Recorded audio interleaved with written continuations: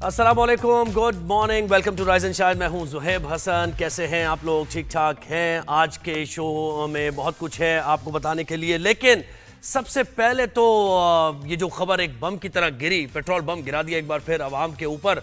और जुलाई के आगाज से लेकर आप मुझे बताएं कि ये कहां तक जाएगी सूरत हाल, कहां रुकेगा मामला। ये 8 रुपए 36 पैसे पहले बढ़ा है 1 जुलाई को, और उसके बाद 15 के बाद ये आज ये खबर मिली, कल 12 बजे से इसका इतलाक हो गया कि 5 रुपए 36 पैसे पेट्रोल की कीमत में इजाफा कर दिया गया। लाइट डीजल और की कीमतों में भी इजाफा किया गया। तो अब मुझे बताएं कि पेट्रोल अगर इस तेजी के साथ बढ़ेगा, जो हमने आपको बताया था 272 रुपए 15 पैसे अब पेट्रोल हो गया है, उसकी कीमत हो गई है, तो महंगाई का तूफान आएगा नहीं आएगा? लोग कितना ज्यादा, यानी पहले ही इतना सफर कर रहे हैं, इतना ज्यादा मुश्किलात का शिकार हैं, और इस पर हुकूमत ने एक बार फिर ये पेट्रोल बम गिरा दिया है। 5 रुपए 36 पैसे पेट्रोल की कीमत बढ़ा दी गई है। लोग इस पर क्या कहते हैं ये आपको हम जरूर बताएंगे। इसके साथ साथ आज के शो में हम पॉलिटिकल जो सिनेरियो है उसकी बात भी करेंगे, पाकिस्तान तहरीक इंसाफ की एहतजाज की बात भी होगी, और एक और पेशरफ्त हुई है इस सियासी मंजरनामे पर। रेहाम खान जो कि बानी पीटीआई की साबिक अहलिया, उस दौरान भी हमने देखा जब उनकी अहलिया थी तो बहुत ज़्यादा पॉलिटिकल एक्टिविटी में इन्वॉल्वमेंट उनकी रही थी, और ये कहा जा रहा था कि वो पॉलिटिक्स में आना चाहती हैं, लेकिन उन्होंने उस वक्त तो खैर पॉलिटिक्स में कदम नहीं रखा। लेकिन अब उन्होंने पाकिस्तान रिपब्लिक पार्टी बनाई है, उसका ऐलान किया है। एक नई जमात पाकिस्तान में आ रही है। उन्होंने कहा है कि पुराने सिस्टम से निजात दिलाने के लिए, पुराने लोगों से निजात दिलाने के लिए वो ये पार्टी ला रही है। तो इस पर भी तज्जिया होगा, और पाकिस्तान तहरीक इंसाफ की हिकमत अमली, हुकूमत की हिकमत अमली, इस पर भी बात होगी। इसके साथ साथ आज के शो में कुछ ऐसे टैलेंटेड बच्चों से आपकी मुलाकात कराएंगे जिन्होंने साइंस लैब बनाई है। ये लैब बलूचिस्तान के मुख्तलिफ इलाकों में जहाँ बच्चों को साइंस लैब की सहूलत नहीं है, तो वहाँ जाकर ये फैसिलिटी प्रोवाइड करती है। ये दोनों बच्चे पहुँचते हैं रिमोटेस्ट एरियाज़ में। और हम कुछ प्लांटेशन की बात करेंगे, कितना ज़रूरी है दरख्त लगाना माहौलियात के लिए। तो प्लांटेशन पर क्या फोकस है या नहीं है? हुकूमत की तरफ से एक बाकायदा कैंपेन लॉन्च की गई है वफाकी हुकूमत की तरफ से, तो इस पर भी बात होगी। और ओवरसीज़ पाकिस्तानी से भी आपकी हम मुलाकात कराएंगे आज के शो में। लेकिन सबसे पहले ज़रा दो टॉप स्टोरीज आपको दे देते हैं। एक इंटरनेशनल मंजरनामे से एक टॉप स्टोरी है, वो ये कि अमेरिका, बरतानिया, फ्रांस और जर्मनी ने ईरान से न्यूक्लियर डील के लिए अगस्त तक की डेडलाइन देने का उन्होंने फैसला कर लिया है। इस पर इत्तेफाक हो गया है कि अगस्त तक की डेडलाइन दे दी जाए। कल जैसे आपको हमने बताया था कि डोनाल्ड ट्रंप न्यूक्लियर डील चाह रहे हैं, लेकिन ईरान की तरफ से बयान आए थे कि अगर न्यूक्लियर एनरिचमेंट से मुताल्लिक उनको रोका जाएगा तो फिर कोई मुआहदा नहीं होगा, मुज़ाकरात भी नहीं होंगे, सबोटैज हो जाएंगे मुज़ाकरात। लेकिन अब ये जो अमेरिका, बरतानिया, फ्रांस और जर्मनी ने इस बात पर इत्तेफाक कर लिया कि अगस्त तक डील हो जानी चाहिए, और अगर डील नहीं होती तो इसके कॉन्सिक्वेंसेस पर भी इत्तेफाक किया गया है। और ये बताया गया है कि ईरान को एक बार फिर जो 2015 में उस पर से पाबंदियां हटा ली गई थी, जो पाबंदियां लगाई गई थी क्योंकि अपना न्यूक्लियर एनरिचमेंट कर रहे थे, तो वो पाबंदियां दोबारा लगा दी जाएंगी। ये इंटरनेशनल मंजरनामे से खबर है। अच्छा, एक खबर लाहौर से भी है, बड़ी अफसोसनाक खबर है, वो भी आपको बता दें कि लाहौर का इलाका ठोकर न्याज बेग, यहाँ घर की छत गिरने से एक ही खानदान के 5 अफराद जाँ बहक हो गए हैं। इंतहाई अफसोसनाक दिलखराश ये वाक़या है, और बड़ी तेज़ बारिश हो रही है, शदीद बारिश हो रही है। पानी वाला तालाब में 171 मिलीमीटर बारिश रिकॉर्ड की गई है। इकबाल टाउन में 169 मिलीमीटर बारिश रिकॉर्ड की गई है। सरगोदा, सियालकोट और गुजरात, यहाँ भी मूसलाधार बारिशें हो रही हैं। तो यह हादसा पेश आया है ठोकर न्याज बेग के इलाके में, जहाँ 5 अफराद की जानें चली गई हैं लाहौर में। तो ये हमारी दोनों टॉप स्टोरीज। अब हम बात करेंगे पेट्रोलियम मसनूआत से मुतालिक। पेट्रोलियम मसनूआत की कीमतों में इजाफा कर दिया है, और इजाफे का नोटिफिकेशन भी जारी कर दिया गया जनाब। पेट्रोल की कीमत में 5 रुपये 36 पैसे फी लीटर इजाफा, नई कीमत 272 रुपये 15 पैसे मुकर्रर की गई है। हाई स्पीड डीजल की कीमत में 11 रुपये 37 पैसे का इजाफा किया गया, और अब उसकी नई कीमत 284 रुपये 35 पैसे फी लीटर मुकर्रर कर दी गई है। लोगों का क्या कहना है इस फैसले से मुताल्लिक? और जब वो सुबह उठे और पेट्रोल पंप्स पहुंचे और उन्हें ये खबर मिली कि 5 रुपये 36 पैसे इजाफा हो गया है, तो क्या तासुरात और ख्यालात हैं। हमें ज्वाइन किया है सबना कमाल ने लाहौर से और मुर्तज़ा रॉय ने इस्लामाबाद से हमें ज्वाइन किया है, और कुछ देर बाद जमजम सईद भी हमें कराची से ज्वाइन करेंगी। सबसे पहले इस्लामाबाद का रुख करते हैं। मुर्तज़ा, आप मुझे बताएं कि इससे पहले भी आपसे हमारी बात हुई थी जब ये अगस्त का महीना शुरू हुआ, पेट्रोल 8 रुपये 36 पैसे इजाफा कर दिया, अब 5 रुपये 36 पैसे हो गया। ये कहाँ रुकेगा सिलसिला? लोग वैसे ही अशिया खुरोनोश और ये आटा दाल चीनी के उसूल के लिए बड़ी मुश्किल है उन्हें, तो बताएं क्या कहना उनका। बिल्कुल ऐसा ही है, लेकिन सबसे पहले तो आप देख सकते हैं कि इस्लामाबाद के अंदर बारिश हो रही है, तो इस वजह से इस्लामाबाद का मौसम ठंडा है। लेकिन दूसरी तरफ पेट्रोलियम प्राइसेस की वजह से लोगों को तपिश जो है वो इससे ज़्यादा फील हो रही है। आपको याद है जब 10 जून को बजट पेश किया गया था तो 11 जून को आपने मुझे प्रोग्राम में लिया था और आपने पीछे प्रोड्यूसर एहसान से कहा था कि इस वक्त पेट्रोल की कीमत क्या है, तो उन्होंने कहा था कि 254 रुपये है, और इस वक्त जो पेट्रोल है वो 272 रुपये और 15 पैसे पे पहुंच चुका है, यानी 18 रुपये 18.5 रुपये उसमें इजाफा हो। अच्छा, बारिश की वजह से हमारा राबता मुनक़ता हो गया, और वो यही कह रहे थे कि जब ये बजट आया था तो बजट में सभी ये बात कर रहे थे। हमारे तज्जिए भी जो तज्जियाकार हमारे साथ आए थे, इकोनॉमिस्ट आए थे, उन्होंने यही कहा था कि क्योंकि पेट्रोलियम लेवी भी है और हुकूमत को टैक्स भी जमा करना है, कार्बन टैक्स भी है, तो पेट्रोल की कीमत बढ़ेगी। और फिर जब ये सिनेरियो बना ईरान और इसराइल की जंग का, तो उस पर तो फिर ज़ाहिर है सबको ये वाज़ेह थी सूरत हाल के इंटरनेशनल प्राइसेस बढ़ेंगी। एक तो वैसे ही रिसेशन है और इंटरनेशनल प्राइसेस बढ़ेंगी, रिसेशन होगा, इन्फ्लेशन आएगी, हालात ख़राब होंगे, ट्रांसपोर्टेशन रुकेगी, तो उसके बाद पेट्रोल की कीमत बढ़नी ही बढ़नी है। सबना कमाल ने मैं ज्वाइन किया लाहौर से। सबना, आप मुझे बताएं कि 18 रुपये सही कह रहे हैं मुर्तज़ा कि जब से बजट आया है तो 18 रुपये ज़ायद का इजाफा हो गया है। लाहौर के शहरी क्या कहते हैं इस पर? जी देखिए, शहरी तो रिलीफ के मुंतज़िर रहते हैं, लेकिन हुकूमत की जानिब से उन्हें हमेशा ऐसे तोहफे ही महंगाई के मिलते हैं, क्योंकि आलमी सतह पर खाम तेल की कीमतों में मुसलसल इजाफे के बाद वफाकी हुकूमत ने पेट्रोल और डीजल की कीमतों में होशुबा इजाफा किया। जैसा कि आपने कहा कि पेट्रोल की कीमत में 5 रुपये 36 पैसे का इजाफा हुआ है और इसी तरह डीजल की कीमत में 11 रुपये 37 रुपये फी लीटर का इजाफा हुआ है। तो इससे जो है ना सिर्फ पेट्रोल की कीमतों में इजाफा हुआ है, बल्कि इसके साथ साथ महंगाई भी बढ़ जाएगी। ट्रांसपोर्टर्स हजरात ने भी जो है अपने किरायों में इजाफा कर दिया है। इसके अलावा अशिया खुर्दनोश की कीमतों में भी इजाफा कर दिया है। अवाम जो है वो रिलीफ के मुंतज़िर रहते हैं, लेकिन उन्हें हमेशा की तरह हुकूमत जो है वो अवाम को महंगाई का तोहफा देती है। तो हम पेट्रोल पंप पर मौजूद है और शहरियों से बात कर लेते। मुझे बताइएगा कि हुकूमत पेट्रोल और डीजल की कीमत में इजाफा किया है, क्या कहेंगे इस इजाफे पर आप? देखें, अब बाइक में पेट्रोल ख़त्म हुआ है तो हम पेट्रोल डलवाने आए हैं, तो पेट्रोल भी देखें कि 5 रुपये 36 पैसे महंगा कर दिया उन्होंने, और उसके महंगे होने की वजह से काफ़ी चीज़ों में मतलब कि इजाफा हुआ है। जैसे कि आप देख लें कि लोकल ट्रांसपोर्ट हैं, ठीक है, वहाँ पे भी वो किरायों का इजाफा कर दिया उन्होंने। तो जाहिर सी बात है कि पेट्रोल महंगा होगा तो बाकी चीज़ें भी महंगी होंगी। तो हुकूमत को चाहिए कि जो उनसे है ना, वो आवाम को, गरीब आवाम है, उनको रिलीफ दें।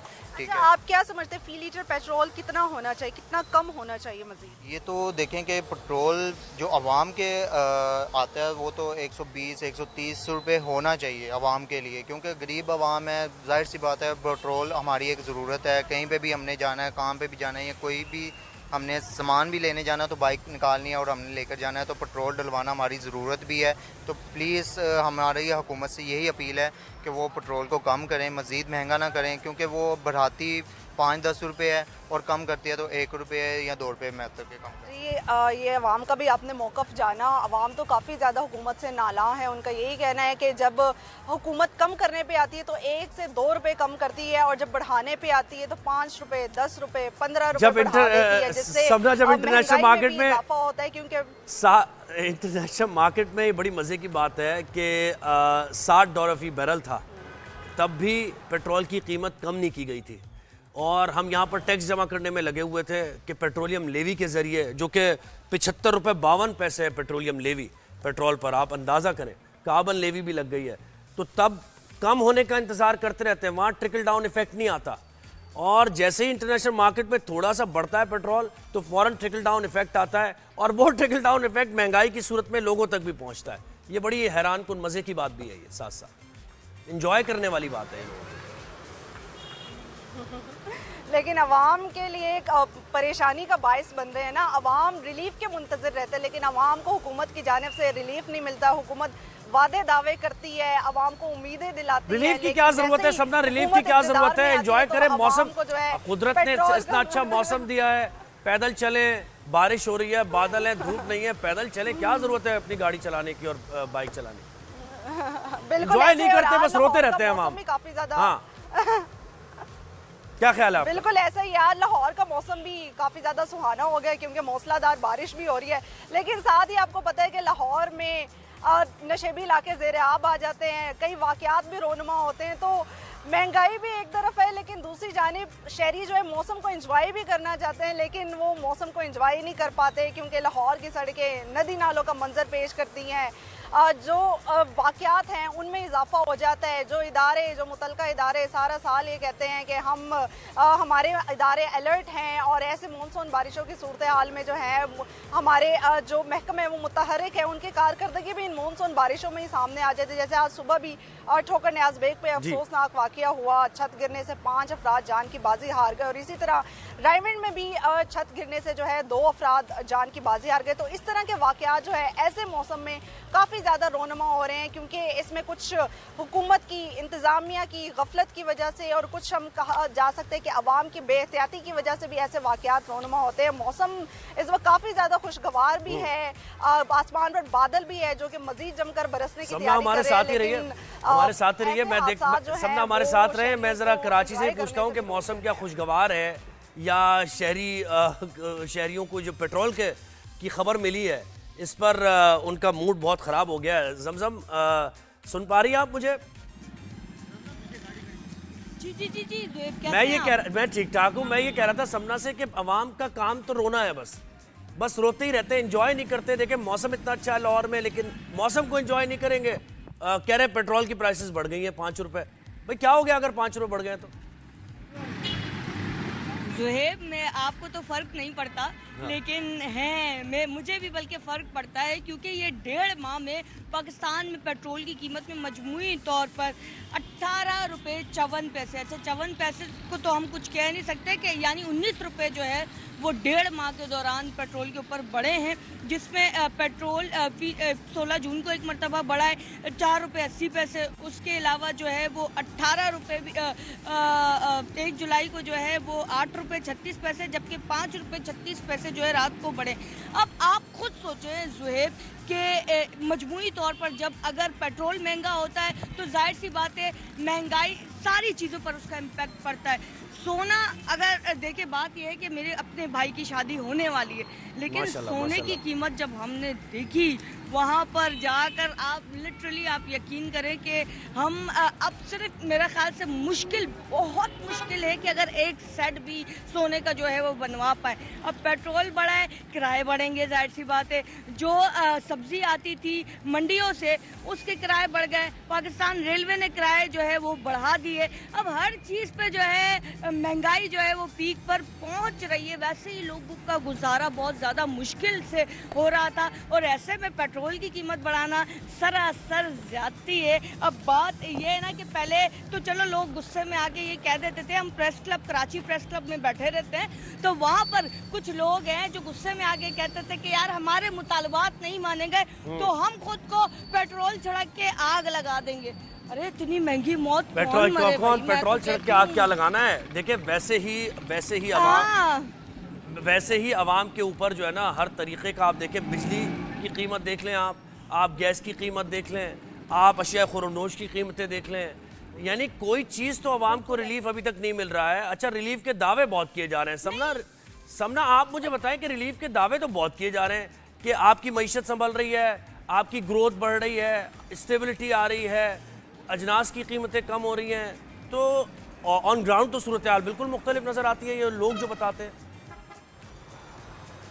जी बिल्कुल ऐसा ही है। रिलीफ के वादे दावे तो बड़े किए जाते हैं और आवाम को उम्मीदें भी दिलाई जाती हैं, लेकिन जैसे ही ये हुकूमत इक़्तिदार में आती है तो अपने वादे दावे भूल जाती है और आवाम की उम्मीदों पे जो है पानी फेर देती है और ऐसे ही आवाम जो है वो फिर रुलती है, कभी पेट्रोल की कीमतों में इजाफे से, कभी अशे खुर्दनोश की कीमतों में इजाफे से आवाम को जो है वो किसी किस्म का जो रिलीफ है वो फराहम नहीं किया जा रहा, क्योंकि हम देख रहे हैं कि पेट्रोल की कीमतें हमारे सामने है कि ये जो इजाफा हुआ है कोई मामूली इजाफा नहीं, काफ़ी बड़ा इजाफा है, 5 रुपये 36 पैसे। और इसी तरह डीजल की कीमत में भी इधर अभी हमारी कई शहरियों से बात हुई तो उनके लिए काफ़ी ज़्यादा मुश्किलात हुई और वो हुकूमत से काफ़ी ज़्यादा नालाम भी दिखाई दी, और उनका यही कहना है कि हमें ऐसी हुकूमत इक़्तिदार में चाहिए जो आवाम के लिए सोचे, सिर्फ अपनी बिल्कुल ऐसे। और जमजम देखिए, जमजम देखिए, बात यह है कि डेली वेजेस पे काम करने वाले हैं, मजदूर हैं, वो तो मतलब आज कमाएंगे अपनी रोजी और उसके बाद वो पेट्रोल भी उन्होंने डलवाना है, थोड़ा सा बाइक में, थोड़ा सा मतलब अपने आटे और चीनी का भी करना है।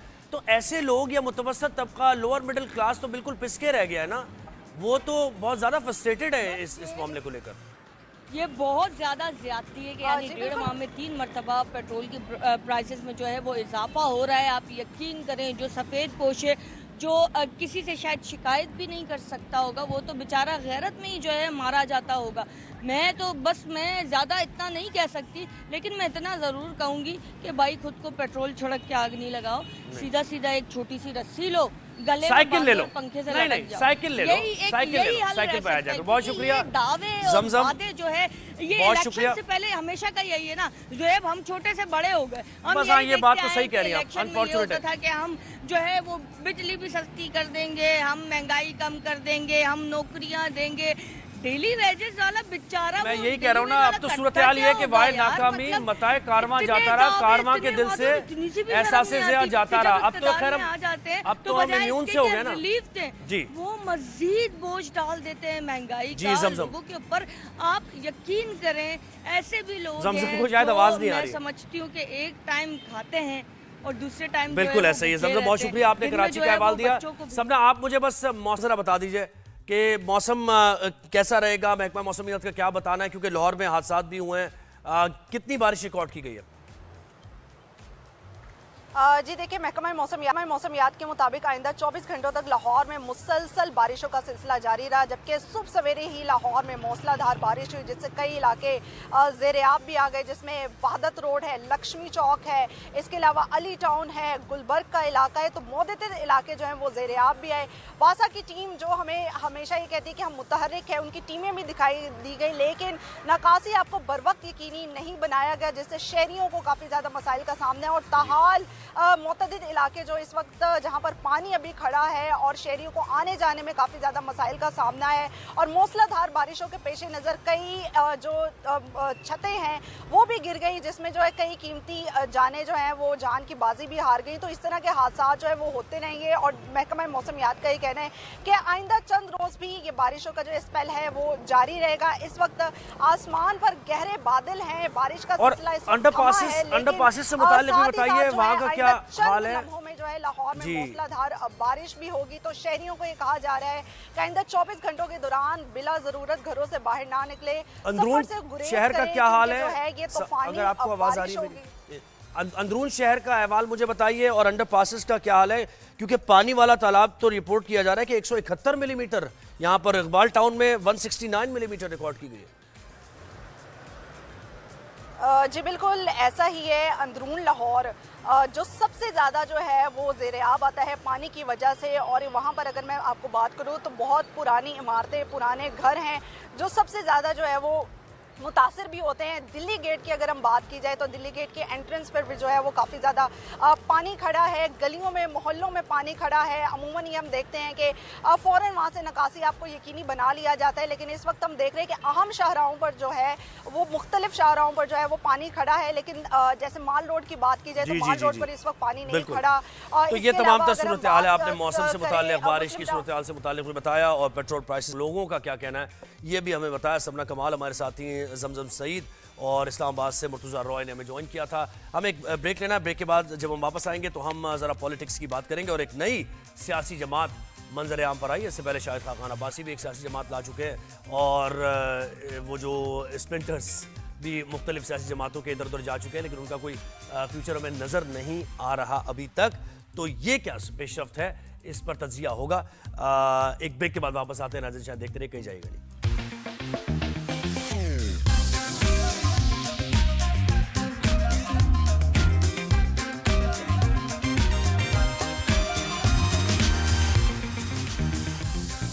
Welcome back to rise and shine. अब हम बात करेंगे पॉलिटिक्स की।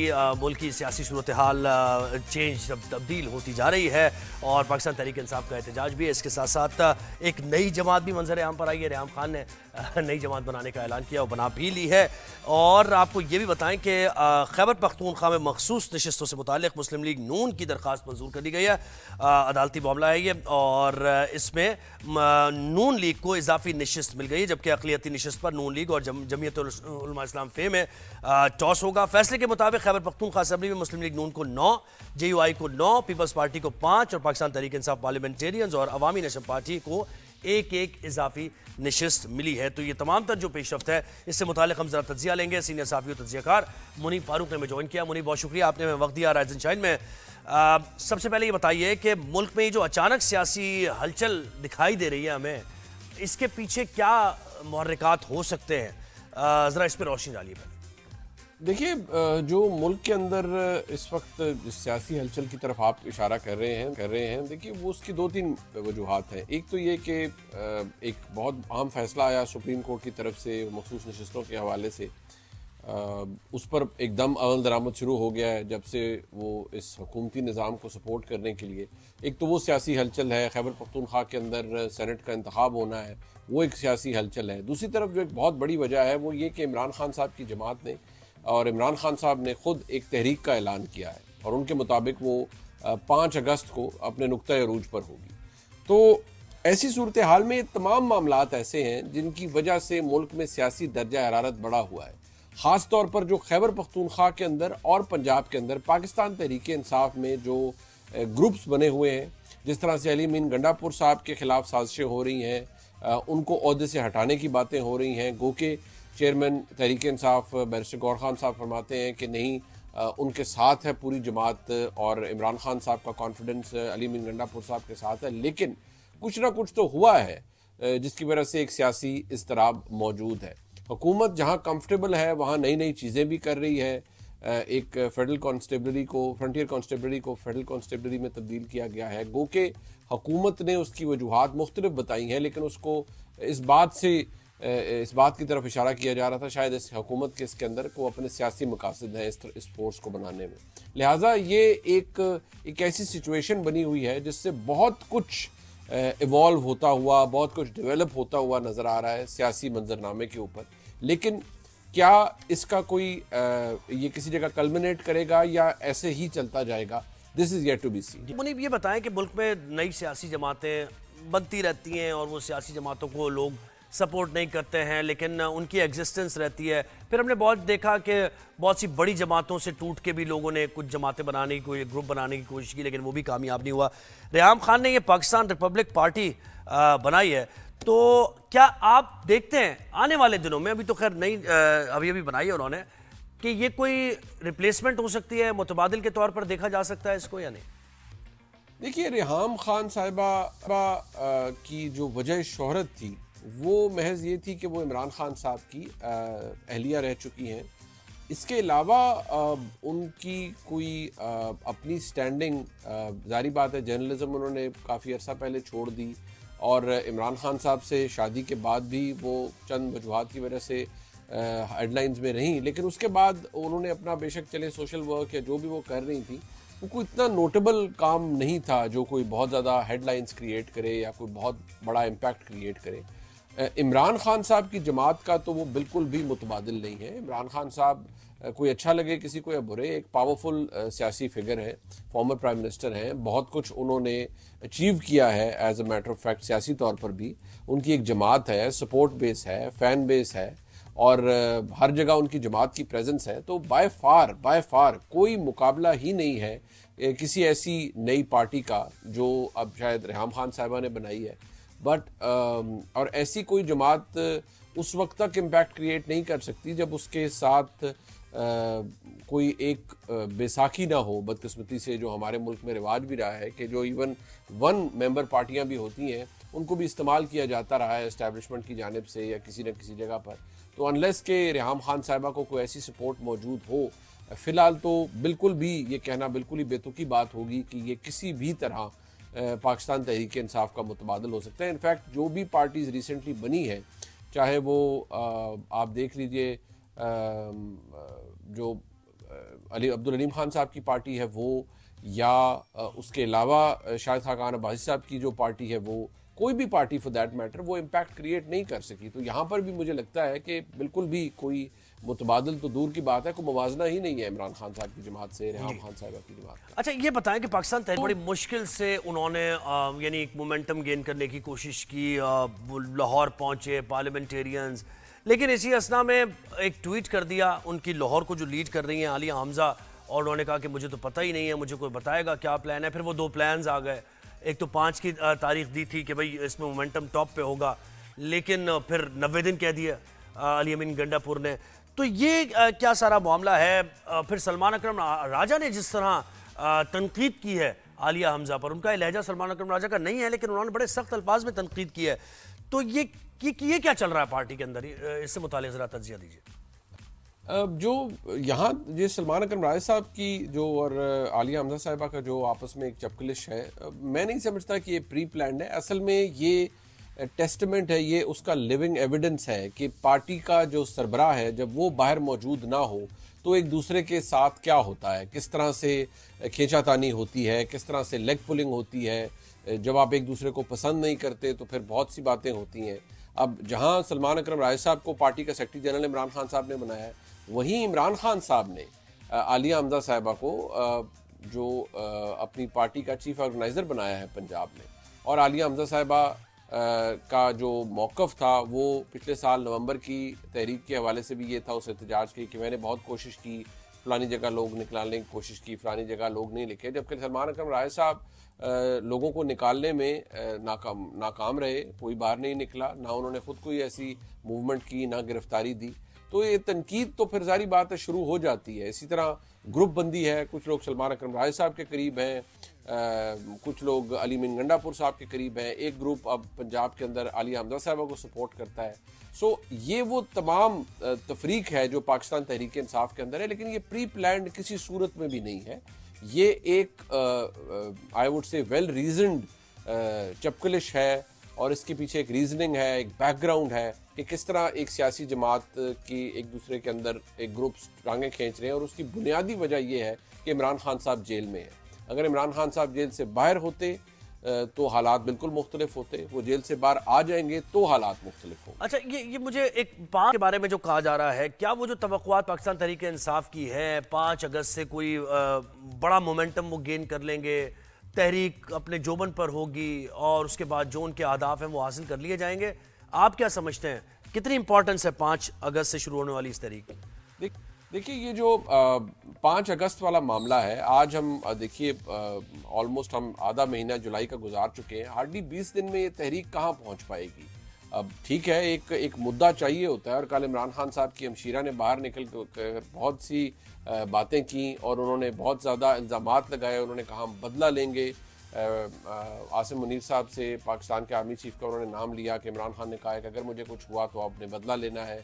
सो एक मुद्दा वो दे रहे हैं, एक रीज़न दे रहे हैं अपने वोटर सपोर्टर को कि निकलें और वो तहरीक चलाएं, लेकिन क्या ये कैटलिस्ट साबित होगा इस तहरीक के लिए? This is yet to be seen. ये वो चीज़ें हैं जो हमें पता चलती हैं with the passage of time, लेकिन बादिउन नज़र में वो चिंगारी नज़र नहीं आ रही इस वक्त पाकिस्तान तहरीक इंसाफ के अंदर के जो एक बहुत बड़ी मूवमेंट या ऐसी मूवमेंट जो कि हुकूमत या इस्टेब्लिशमेंट के लिए दर्द सर बने, ऐसा कुछ होते हुए फ़िलहाल तो नज़र नहीं आ रहा। हाँ, अगर इमरान खान साहब के साहबजादे आते हैं और अगर वाकई ही में वो किसी तहरीक का हिस्सा बनते हैं या किसी मूवमेंट का हिस्सा बनना चाहते हैं, गो कि इसके ऊपर बहुत से शकूक व शुबात है अभी, अगर ऐसा होता है तो शायद एक पर्सनल टच से वोटर सपोर्टर और बाहर निकले। लेकिन जो हिस्ट्री ने साबित किया है कि लोग अब उस तरह बाहर निकलने से भी डरते हैं। वोट करने के लिए तो लोग निकल सकते हैं, लेकिन मार धाड़ और हुकूमती डंडे खाने के लिए, गाड़ियाँ तोड़वाने के लिए और आंसू गैस के शेल खाने के लिए शायद लोग अब बाहर निकलने के लिए तैयार नहीं। आपने कासिम और सुलेमान की बात की, इमरान खान के बेटों की बात की, तो इस पर अलीमा खान ने भी कल कहा कि अब तो इमरान खान भी मुंतज़िर है कि उनके बेटे कब आएंगे। तो क्या आ सकते हैं, और क्या कोई गिरफ्तारी और ये सारे बयान दिए जा रहे थे हुकूमत की तरफ से, तब सूरत हाल क्या बनेगी, क्या सिनेरियो बन सकता है? देखिए, इमरान खान साहब के बच्चों का पाकिस्तान आना अभी भी उस पर बहुत से सवालिया निशान हैं। वो अमेरिका ज़रूर जा सकते हैं और जाएंगे भी, आई एम श्योर। वो वहाँ पर एक हिमायत अपने वालिद के लिए इकट्ठी कर सकते हैं, मुख्तलिफ ह्यूमन राइट्स ऑर्गेनाइजेशंस के पास जा सकते हैं। बट पाकिस्तान, मुझे लगता है कि अगर वो आए भी तो वो एक प्रोटेक्टेड एनवायरनमेंट के अंदर रहना पसंद करेंगे, और उनकी वालदा भी नहीं चाहेंगी कि उनके बच्चे वल्नरेबल हो अगेंस्ट एनी रिस्क, और ना ही वो चाहेंगी कि वो आएँ यहाँ पर और वो अपनी फूफों के साथ हों और कोई सियासी तहरीक बने और ऐसा कुछ हो। पहले तो अभी इसी बात पर शकूक व शुबहात है कि वो पाकिस्तान आएंगे। अगर आएंगे जारी बात, अगर उन्हें वीज़ा मिल जाता है और वो आते हैं तो फिर गवर्नमेंट के लिए भी एक इशू होगा कि उनकी सिक्योरिटी को इंश्योर करना है, कोई अनटूवर्ड इंसिडेंट ना हो, कोई ऐसी सूरत हाल पैदा ना हो जिनमें उनकी सिक्योरिटी के इश्यूज हो। सो गवर्नमेंट के ऊपर भी एक विटिंगली और अनविटिंगली गवर्नमेंट को भी ये एक चीज़ अज्यूम करनी पड़ेगी कि उनकी रिस्पॉन्सिबिलिटी बहरहाल फिर रियासत की जिम्मेदारी बन जाती है।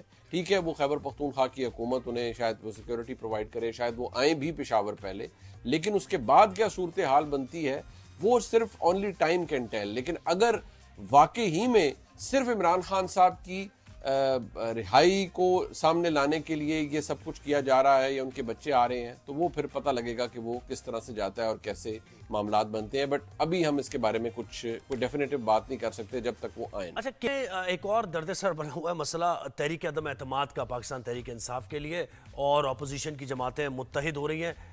आप क्या ये बयानात की हद तक ही समझते हैं कि गवर्नर इस पोजीशन में हैं कि वो कोई तहरीक अदम एतमाद ला सकते हैं हुकूमत के खिलाफ, जबकि उनकी एब्सोल्यूट मेजॉरिटी है KPK में? क्या ये हो पाएगा? देखिए, खैबर पख्तूनख्वा के अंदर तहरीक अदम एतमाद के लिए नंबर्स की बातें ज़रूर हो रही हैं, लेकिन फ़िलहाल मुझे ये इतना आसानी से होता हुआ नज़र नहीं आ रहा, क्योंकि चीज़ें मुख्तलिफ हो रही हैं। उनके बारे में हम कुछ कह नहीं सकते। अभी नंबर्स इकट्ठे किए जा रहे हैं, ये किस तरह से आगे चलता है इसके बारे में कोई अभी डेफिनेट पिक्चर हमारे सामने नहीं है। जैसे ही ये रिज़ल्ट सामने आता है, मखसूस नशिस्तें मिल जाती हैं, तो उस वक्त पता चलेगा कि मामलात किस तरह से आगे जाते हैं, क्योंकि अभी हल्फ लेना है बहुत से मेंबरान ने खैबर पख्तूनख्वा के अंदर। उसके बाद सिचुएशन बनेगी, पता लगेगी कि पाकिस्तान तहरीक इंसाफ कहाँ खड़ी है और जो बाकी अपोजिशन इत्तेहाद है वो कहाँ पर है। लेकिन अभी भी गंडापुर साहब के पास एक बड़ी तगड़ी मेजॉरिटी मौजूद है, और मुझे नहीं लगता कि उनके खिलाफ तहरीक अदम एतमाद टेबल तो की जा सकती है, लेकिन उसकी कामयाबी के लिए अभी बहुत कुछ करना बाकी है। और ना मैं समझता हूँ कि कोई ऐसी चीज़ है जो कि गंडापुर साहब को फिलहाल डिसलॉज कर सकते। और ये भी बताइए, नशिस्तें हैं, इसकी तकसीम किस हद तक नून लीग को मजबूत करेगी, आप क्या समझते हैं? देखिए, उसने ऑलरेडी मुस्लिम लीग नून को मजबूत कर दिया है। वो इसलिए क्योंकि बहुत बड़ी तादाद में मिले हैं नशिस्तें, ना सिर्फ कौमी असम्बली के अंदर मुस्लिम लीग नून को बल्कि पंजाब असम्बली और ख़ास तौर पर खैबर पख्तूनख्वा की असम्बली के अंदर। अब हिस्ट्री बताएगी कि ये तकसीम दुरुस्त हुई या नहीं, क्योंकि जारी बात है ये वो जमातें हैं और ये वो सीटें हैं जो इन जमातों की कभी बनी ही नहीं थी, वो इनकी थी ही नहीं। बहरहाल इन्हें मिली हैं, तहरीक इंसाफ को डिप्राइव कर दिया गया है एक अदालती फैसले के जरिए। सो डिपेंड करता है कि आगे क्या होगा। कौमी असम्बली में तो मुस्लिम लीग नून बहुत मजबूत हुई है, लेकिन खैबर पख्तूनख्वा के अंदर जो एक्चुअली अगर वाकई ये चाह रहे हैं कोई तब्दीली लाने के लिए, तो उसके लिए नंबर्स रिक्वायर्ड होंगे। लेकिन कौमी असम्बली के अंदर हुक्मरान इत्तेहाद 2/3 अक्सरियत हासिल कर चुका है, तकरीबन उसके करीब पहुंच चुका है। मुस्लिम लीग नून सिंगल लार्जेस्ट पार्टी बन चुकी है इस वक्त इन मखसूस नशिस्तों के साथ। तहरीक इंसाफ गालिबन तीसरे नंबर पर जा चुकी है। सो ये एक सेटबैक है जो पाकिस्तान तहरीक इंसाफ को लगा है, और हुकूमत को इसका बहुत फ़ायदा हुआ है जिस तरह से सिचुएशन इस वक्त हमारे सामने आई। शुक्रिया। सीनियर सहाफ़ी और तज्ज़ियाकार मुनीफ फारूक हमारे साथ थे और तमाम सूरत-ए-हाल पर अपना तज्ज़िया दे रहे थे।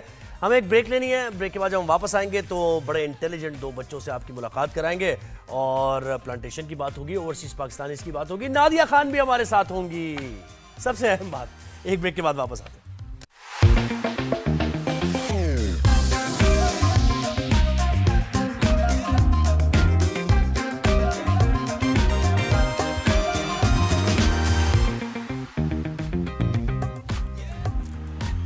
जी, welcome back after the break. Good morning everyone. और मैं आ गई।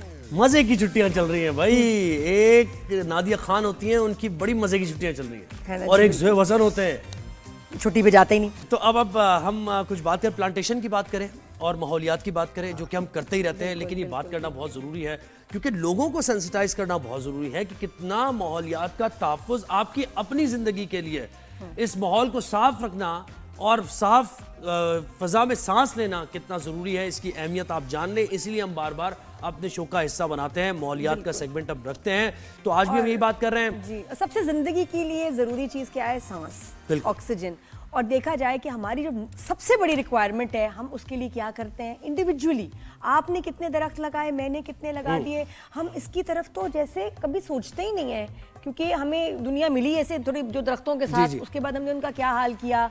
और I think we are all very careless. बिल्कुल ऐसे। तो वजीर आजम मियां मोहम्मद शहबाज शरीफ ने 2025 की शजरकारी मुहिम का आगाज कर दिया है। शजरकारी मुहिम के दौरान चारों सूबों आजाद कश्मीर और गिलगित बल्तिस्तान में 4 करोड़ 17 लाख पौधे लगाए जाएंगे। जबकि वजीर आजम ने कहा है कि पाकिस्तान मौसमियाती तब्दीली से सबसे ज्यादा मुतासरा जो 10 ममालिक हैं उनमें शामिल है, तो इसीलिए इनिशिएटिव लिया गया है। शजरकारी मुहिम होगी पूरे पाकिस्तान में और लोग प्लांटेशन करेंगे ताकि हम इस माहौल को बेहतर बना सकें। तो हमें ज्वाइन किया है तौफीक पाशा साहब ने, जाना माना नाम है, सभी जानते हैं, मशहूर मकबूल है, माहिर मौलियात है, हमेशा इसके तहफ़्फ़ुज़ की बात करते रहते हैं और कहते हैं कि आपकी तरजीहात में टॉप प्रायोरिटी में शामिल होना चाहिए। तौफीक साहब बहुत शुक्रिया, आपने राइजिंग शाइन में वक्त दिया। अस्सलाम वालेकुम, कैसे हैं आप? वालेकुम सलाम जी, शुक्र है अल्हम्दुलिल्लाह, करम है मौला का। जी तौफीक साहब, ये बताइएगा कि किस किस्म के जो है दरख्त लगाए जा रहे हैं, क्या खासियत है उनकी, क्योंकि बहुत बड़ा और बड़ा संजीदा प्रोजेक्ट है, तो सिलेक्शन बड़ी ज़रूरी है कि हम कौन से दरख्त जो हैं उनको चूज़ किया गया है। जाहिर बात है पूरे पाकिस्तान भर में अगर प्लांटेशन हो रही है तो हर इलाके की मनसब से उनके हिसाब से ट्रीज चूज़ किए जाएंगे। आपको पता है कि हर इलाका हमारा डिफरेंट है। हम सिंध में जहाँ पर कोस्टल एरिया में रहते हैं वो मुख्तलिफ है। इंटीरियर सिंध में आप चले जाते हैं, वहाँ पे मौसम और हालात चेंज हो जाते हैं। बलूचिस्तान में साहिल से लेकर ऊपर तक आप चले जाएं, वहाँ पे पहाड़ी इलाका है, बर्फबारी वाला इलाका है। पंजाब में डिफरेंट है, केपी में और डिफरेंट है, हमारे जो नॉर्दर्न एरियाज़ है उसमें डिफरेंट है। तो हर इलाके के हिसाब से ट्रीज़ की सिलेक्शन होनी चाहिए। मैं इसमें ये कहूँगा कि शहरी इलाकों में खूबसूरती वाले दरख्त होने चाहिए, फलदार दरख्त होने चाहिए। जहाँ पे लोग रहते हैं वहाँ पे कुछ फलदार चीज़ें होनी चाहिए। उससे न्यूट्रिशन का भी फ़र्क पड़ता है, फूड सिक्योरिटी का, कुछ लाइवलीहुड का हो जाता है। जैसे जिन इलाकों में आप अखरोट, बादाम, पिस्ता इस तरह के दरख्त लगाएं ताकि वहाँ के लोग उसको हार्वेस्ट करके ड्राई करके उसे बेच सकते हैं, कुछ उनकी लाइवलीहुड भी हो जाएगी। लेकिन एक बात याद रखें, हम दरख्त नहीं लगा रहे हैं, हम दरख्तों के बच्चे लगा रहे हैं। सही। ये छोटे पौधे हैं। इसे दरख्त बनने में जिस तरह एक बच्चा जो है वो डॉक्टर साहब नहीं होता है, उसे पहले स्कूल, कॉलेज, यूनिवर्सिटी 25 साल गुजारने होते हैं तालीम के, फिर वो डॉक्टर बनता है। आप जो आज लगा रहे हैं ये छोटे पौधे हैं, दीज आर सैपलिंग्स। ये बड़े होके दरख्त बनेंगे। और सिर्फ दरख्तों का ही दारोमदाद नहीं है, आप सिर्फ दरख्त लगा के ये सोच लें कि पूरा कर दिया। अब एक जो बड़ा दरख्त होता है उसको आप एक छतरी से उसकी कंपैरिजन कर लें कि आपने सिर के ऊपर छतरी पकड़ ली है। सही। पहले तो इससे बड़ा होना है, फिर ये छतरी के बराबर हो जाएगा। और उस दौरान जो आपके पाँव के पास आग लगी हुई है उसका आप क्या कर रहे हैं? सही बात। जो आप माहौल को गंदा कर रहे हैं, आलूदा कर रहे हैं, उसके बारे में आप क्या वो कर पौधा रहे हैं? दरख्त कैसे बनेगा? सही कह रहे हैं आप, वो पौधा दरख्त कैसे बनेगा? जी जी जी जी सर, लेकिन जहाँ आपने खूबसूरती की बात की, मैं बिल्कुल एग्री करूंगी कि शहर में तो खूबसूरती के दरख्त होने चाहिए, लेकिन कराची में तो चुन के वो दरख्त लगाए गए हैं जो कहीं से भी आपको खूबसूरती ना दे, ना फल दे, ना कोई आपको साया दे, बल्कि पानी वाटर लेवल नीचे हो गया, ऐसे दरख्त लगाए गए हैं। वो दरख्त ही नहीं लगते, वो शायद सिर्फ पौधे हैं, वो जो कि इतने ही बड़े होंगे, दरख्त ये बनेंगे भी नहीं आगे। तो जब तीनों ये मकासद हमारे ना शेड दे रहे हैं, ना फ्रूट दे रहे हैं, ना ब्यूटी दे रहे हैं, तो ये क्यों चुन के लाके ये लगाए? किसने लगाए? अच्छा, इसमें आप किसने लगाए और ये एक डिबेटेबल चीज है। क्यों लगाए उसका मैं जवाब आपको दे सकता हूँ। क्योंकि उस वक्त देखें, हमारे मुल्क में जो है ना, किसी आदमी को ओहदा दिया जाता है, वो किसी मिनिस्ट्री को हेड कर रहा होता है, लेकिन उसका उस सब्जेक्ट से कोई ताल्लुक नहीं होता है। सही बात। हमारे यहाँ जंगलात देखें, एक मैं आपको बात बताता हूँ, बहुत सारे एरिड रीजन्स हैं। मैं नॉर्दर्न एरियाज की जहाँ पे जंगलात जो फॉरेस्ट होते हैं मैं उनकी नहीं बात कर रहा हूँ। मैं समझ लें जो बलूचिस्तान का लोअर एरिया है, जो सिंध का लोअर एरिया है, जहाँ पे गुर्बत बहुत है, हमेशा ये होता है कि जो लोकल आदमी होता है उसके पास लोकल रिसोर्सेज होती हैं। अगर वहाँ तालाब है तो उससे मछलियाँ पकड़ पकड़ के बेचेगा, फिर मछलियाँ उस तालाब में ख़त्म हो जाती हैं। उसी तरह जो गुर्बत की वजह से लोगों ने जो दरख्त उगते थे, कीकड़, देवी, खोर, कंडी वगैरह, उनके पास और कोई रिसोर्स नहीं था फॉर इनकम, तो उन्होंने वो दरख्त काट के लकड़ियां बेची, उससे कोयला बना के बेचा। अब वो अगर ये ना करते जी जी तो वो जिंदा कैसे रहते? बिल्कुल सर्वाइवल का हमने ये नहीं देखे, हम उंगली तो बहुत लोगों के ऊपर उठा लेते हैं, लेकिन हम ये नहीं देखते हैं कि उसका ऑल्टरनेटिव क्या है। मैंने देखा है ज़ियारत और उसके इलाके में बलूचिस्तान में, जहाँ 4-4 हज़ार साल पुराना जुनिपर का दरख्त है, उसको सनोबर कहते हैं उर्दू में, लोग उसको काट के सर्दियों में गरमाइश के लिए और रोटी पकाने के लिए, लकड़ी के लिए वो काटते हैं उनको। अगर वो ना काटें तो क्या करें, मर जाएं? सर बस मुझे बताएं, इस मुहिम के दौरान कौन कौन से दरख्त कराची की हम चले बात कर लेते हैं ना, अभी कराची में कौन कौन से दरख्त लगाने चाहिए अगर मैं चाह रहा हूं कि मैं दरख्त लगाऊं, या हम भी तो अपनी तरफ से करें कुछ? जी, कराची में आप एक कंप्लीट रेंज ऑफ ट्रीज लगाएं जिसमें फलदार दरख्त हैं। आप बेर लगाएं, बादाम लगाएं, शहतूत लगाएं, जामन लगाएं, इस तरह की पूरी रेंज है, ठीक है। फिर जी पपीता खैर वो दरख्त नहीं है क्योंकि पपीता तीसरे साल में मर के खत्म हो जाता है, तो और वो जी लगा सकते हैं। देखें वो तो फिर आप कोई भी चीज लगा सकते हैं, लेकिन जब हम शजरकारी की दरख्त की बात कर रहे हैं ना, तो दरख्त हमने ऐसा लगाना है जो हमारी जिंदगी से गुजर जाए। अब मैं 37 साल का हूँ, 37। आज मैं अगर दरख्त लगाऊंगा उसके साए में मैं बैठ नहीं सकूंगा, वो जब तक बड़ा होगा मैं इधर नहीं होऊंगा। आने वाली नस्लें बैठे, सही बात है, बिल्कुल ऐसे। जी हमने ऐसे दरख्त लगाने जो अगले 3, 4, 5 नस्लों को काम आए। उसके अलावा हमें खूबसूरती के दरख्त लगाने, गुलमोहर लगाना है। सर बहुत शुक्रिया, आपने हमें वक्त दिया और लोगों को भी तवज्जो दिलाई थोड़ी इस तरफ कि कौन सा कितना जरूरी है। क्लिफ्टन जाएं तो ओल्ड बैनियन ट्रीज जिनको प्रिजर्व किया गया है और शुक्र उनका ख्याल किया जा रहा है कि उसको कोई हाथ भी ना लगाए, इतने खूबसूरत है, इतने प्यारे हैं और कहीं इस तरह मिलते नहीं। मैं तो बस वो क्लिफ्टन, ओल्ड क्लिफ्टन वाली रोड पे ही देखा है बैनियन ट्रीज। नहीं बहुत कम नजर आते हैं, नीम के दरख्त बहुत कम नजर आते हैं आपको, हालांकि नीम कितना सायादार होता है गर्मियों के दिनों में खास तौर पे। अच्छा खैर ब्रेक हमने लेना है और वापस आते हैं हम जल्दी।